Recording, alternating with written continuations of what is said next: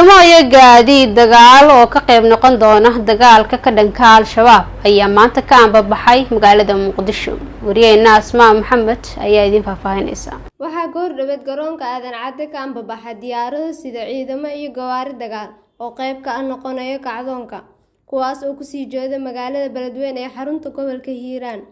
Ciidamo hordhac u ah kuwa kale oo beri lagu wado in ay gaaraan halkaasi ayaa waxaa hogaaminaya Xildhibaan Jacfar iyo Gaashaanle Ismaaciil Cabdimaalik.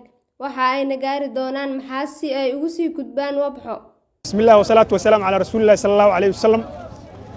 Dhammaan ciidamada meeshan ku wada sugan iyo saraakiisha waxaan u maleynayaa maanta waxaan iskugu imaanay iyo waajibaadka aan rabno inaan gudanno. Qof walba hadda meeshan ku sugan waa ogtahay wadankana xaaladda uu ku sugan yahay waa wada ogtihiin. waxaa tihiin qayb ka mid ah ciidamada howlgalka aadi doono oo dalka dib u xoreyntiisa ka qayb qaadan doono. deegaanadii aad ka imaateenna oo adinka waalidkiin iyo hooyooyinkiin iyo qaraabadiin kulli ay ku nool yihiin xaaladda ay ku sugan yihiin waa ka warhaysin. meeshaan waxaa lala dirirayaa niman cadawgaas oo wax oo u dhaafay dadkaas oo hadda haysto aysan jirin. meel walba ay dadka ka weerareen. dadkii beeraleyda ahay waxay ku dhaheen wax beera oo aad beeri kartiin ma lahan. dadka xoololeyda ahay nin walba neefka ugu jiray arigiisa ama geeliisa ay kala baxaan. ilmihii yaryaraay markay soo weynaadaan mid walba markuu soo qaangaaro waa laga wadanaa markasiyaa lagu wada daraa waa la wada askareeyaa. mar walbana hooyadiis iyo waalidkiis waxaa loo soo sheegaa gobol hebel oo ku dhintay.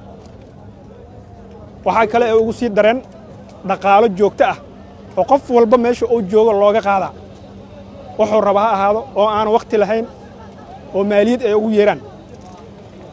waxaa taas ayadana uga sii daran oo ay ugu sii dareen xurriyad la'aan oo dadkaas maanta wax xurriyada iyo sharafa iyo magaca ay haystaan inaysan jirin. waxaa kaloo u shaneeya oo waxba aysan u samaynin inay dumarkooda iyo gabdhaha mid walba marka la soo qaangaaro waxay rabaan ay ka samaystaan ay wataan. waxaan inka rabnaa marka dadkaas dhibaatadaas ku jiro maanta inaad ka dhex bixisiin adinkaa laynka rabaa.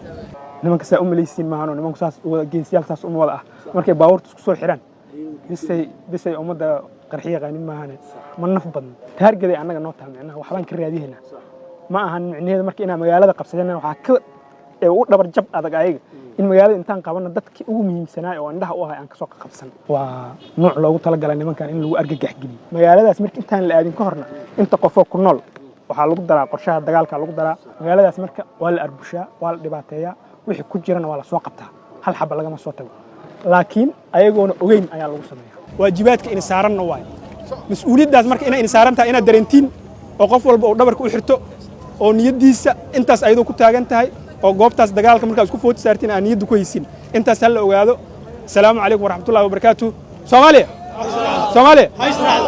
kacdoonka ka dhanka Al-Shabaab ayaa xoogeystay. waxa ayna ciidanka xoogga dalka iyo dadka deegaanka oo iskaashanaya gaareen deegaano muddo ee Al-Shabaab xukumayeen.